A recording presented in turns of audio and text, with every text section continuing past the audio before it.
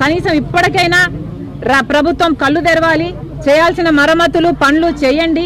ఇక్కడైతే gate కొట్టుకుపోయిన gate తేలుతుంది ఇక్కడ నీళ్ళల్లో, చూడండి. అది చూస్తే మీకు ఎంత అవమానమో, మీకు ఎంత తలదించుకోవాల్సిన అవసరం ఉందో మీకే అర్థమవుతుంది. మమ్మల్ని విమర్శించడం కాదు, మీ పనితీరు ఇది అని ఆ గేటే సాక్ష్యం చెప్తుంది.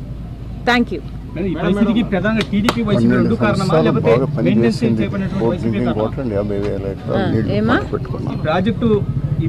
కారణము టీడీపీ వైసీపీ రెండు కారణమా, లేకపోతే వైసీపీ ఒకటే మెయింటైన్ చేయకపోవడానికి కారణమా?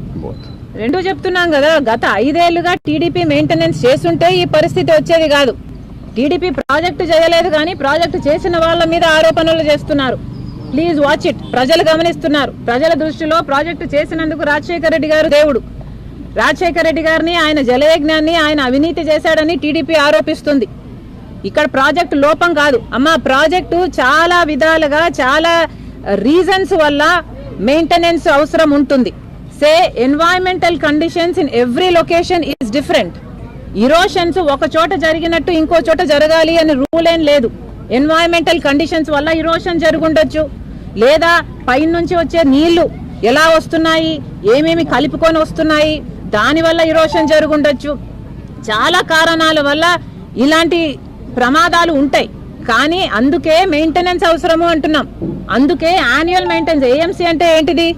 యాన్యువల్ మెయింటెనెన్స్ కాంట్రాక్ట్ అనే కదా ప్రతి ప్రాజెక్టుకి ఉండాలి కదా. మరి ఉందా? మరి ఏం మెయింటైన్ చేస్తున్నారు? చంద్రబాబు గారు కూడా చెప్పాలి. ఆయన టైంలో ఏం మెయింటెనెన్స్ కోసం ఏం చేశారు ఈ ప్రాజెక్టు కోసం. జగన్మోహన్ రెడ్డి గారు కూడా చెప్పాలి, ఈయన టైంలో మెయింటెనెన్స్ కోసం ఏం చేశారు ఈ ప్రాజెక్టు కోసం. వీళ్ళ మీద వాళ్ళు, వాళ్ళ మీద వాళ్ళు చెప్పుకోవడం కాదు.